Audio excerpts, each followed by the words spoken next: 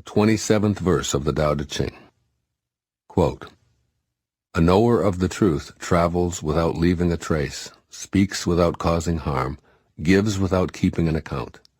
The door he shuts, though having no lock, cannot be opened. The knot he ties, though using no cord, cannot be undone. Be wise, and help all beings impartially, abandoning none. Waste no opportunities. This is called following the light. What is a good man but a bad man's teacher? What is a bad man but a good man's job? If the teacher is not respected and the student not cared for, confusion will arise, however clever one is. This is the great secret." Unquote. Living by your inner light. For just a moment, imagine your most valuable possessions, including a large cachet of money, on a table in your bedroom and in full view of anyone who might come in. Now further imagine that your pile of precious jewelry, cash, and important documents is completely safe. There's no need for insurance, and no one could ever possibly steal your treasure. Is this state of complete trust possible? I think so, especially since it's encouraged in this 27th verse of the Tao Te Ching. The door, says Lao Tzu, though having no lock, cannot be opened. The knower of the truth lives by an inner light. This illumination shines on the fact that stealing isn't the way of truth, so it's unnecessary to lock anything up. Possessions are safe among those who live by an inner light, which reflects the perfection of the Tao.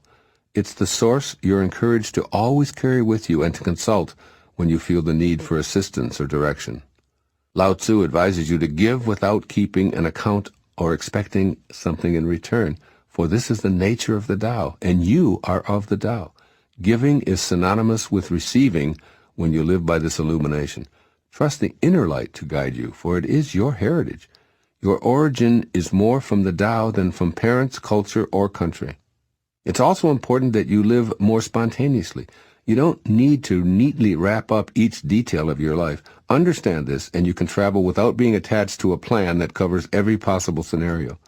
Your inner light is more trustworthy than any guidebook, and it will point you in the direction that's most beneficial to you and everyone you encounter. When you develop a trust in the Tao, you'll change the way you look at life. You'll marvel at the brilliance and clarity of what you begin to see. Fear, anxiety, stress, and unrest will simply become facets of yourself seen in the glow of the Tao, like candles marking your way and helping you love everyone as a piece of yourself. Lao Tzu advises you to be wise and help all beings impartially, abandoning none. That is, you don't need anyone else's rules in order to reach out to others. Giving of yourself becomes your natural response because you're following the inner light of the Tao. You and giving are one. You and receiving are one. In such an arrangement, there is no one who is not you.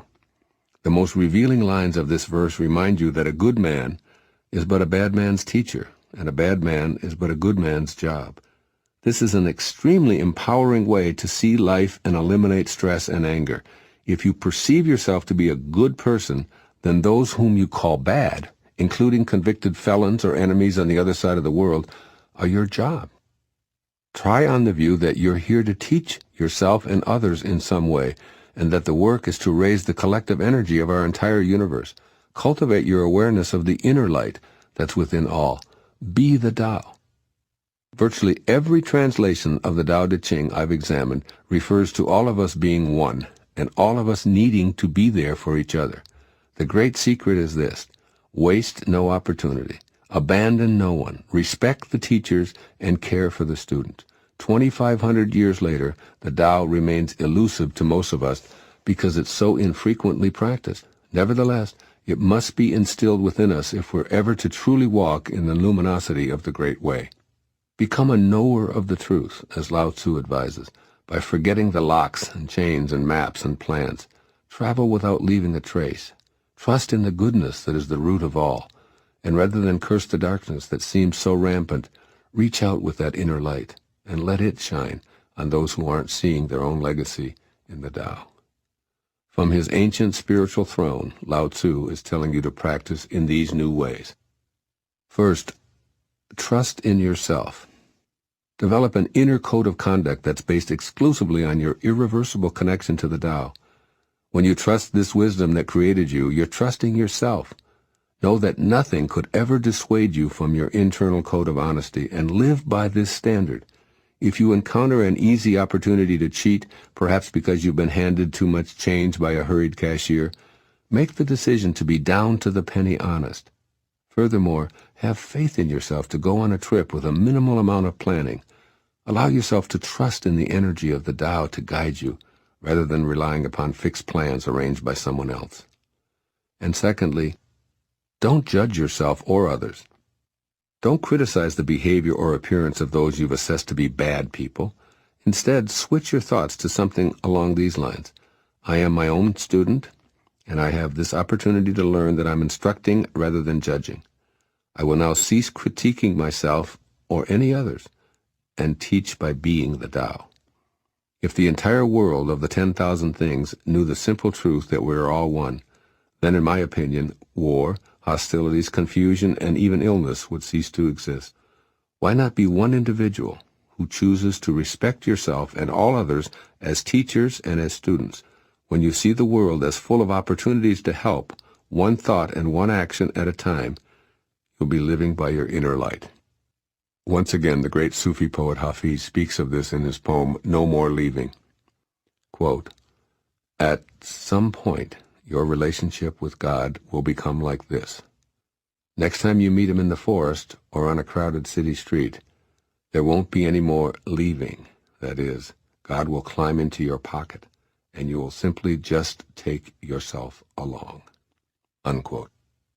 Do the Tao now. Find one person labeled bad and use that opportunity to do your job. Be a teacher by reaching out and sending a loving message to him or her. Perhaps you could pass along a book, write an email or letter, or make a phone call. Just do one thing as a good person today, even if it's for a stranger living in a prison cell. He or she is your assignment right now.